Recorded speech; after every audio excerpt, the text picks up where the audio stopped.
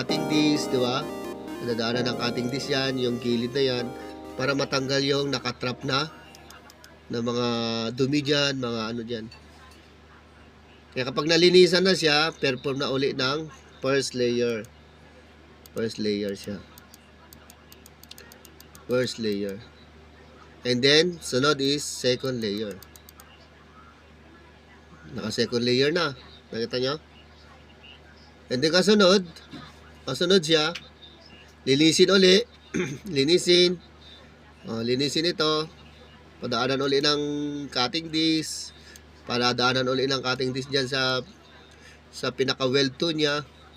And then, perform uli ng pang-capping pass na siya. Pag third layer.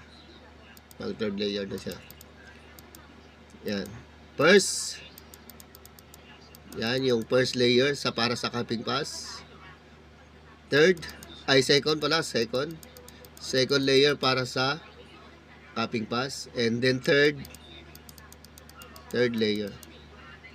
At yan yung gusto natin magawa sa ating 6G fixed incline position. I hope na masundan nyo yung ating inihandang presentation sa inyo, no? Welders.